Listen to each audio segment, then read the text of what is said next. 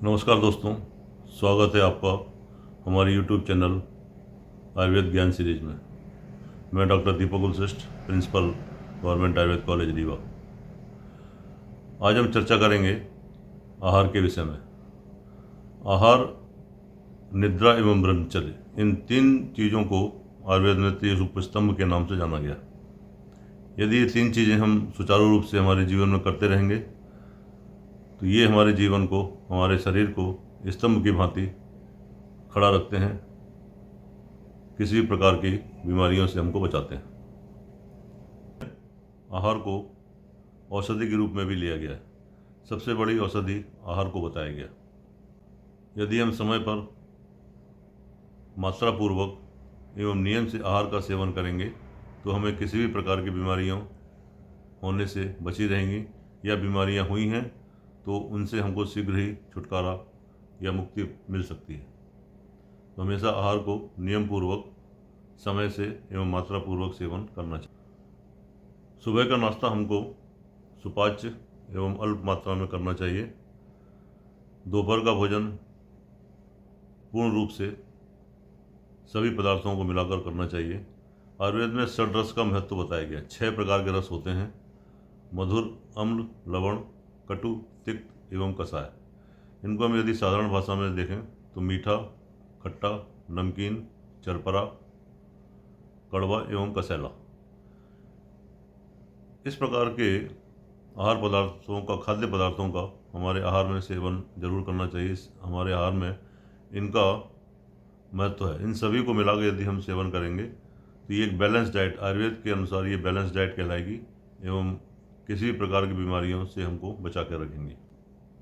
मात्रा, हम देखें आहार की मात्रा कितनी सेवन करना चाहिए, तो मात्रा के लिए बताया गया है कि हमको जितनी भूख है उसका आधा आहार सेवन करना चाहिए, 1/4 पानी पीना चाहिए एवं 1/4 हमको खाली रखना चाहिए, पाचन के लिए स्थान खाली रखना चाहिए।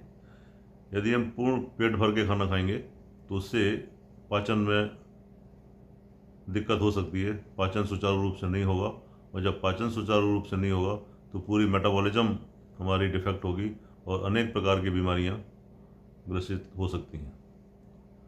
हमको अनेक प्रकार की बीमारियों से पीड़ा हो सकती है।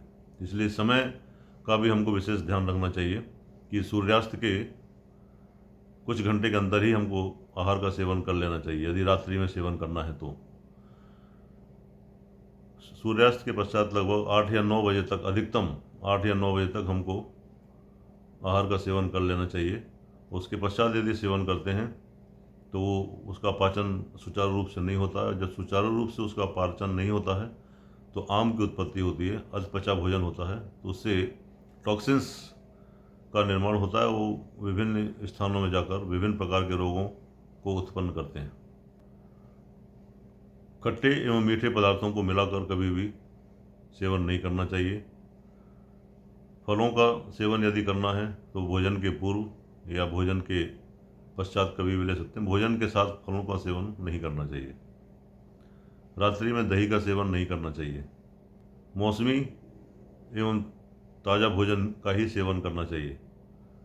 मौसमी से मतलब है सीजनल सब्जियां जो होती हैं, जिस सीजन में, अब आजकल हम देखते हैं कि कोल्ड स्टोरेज से एवं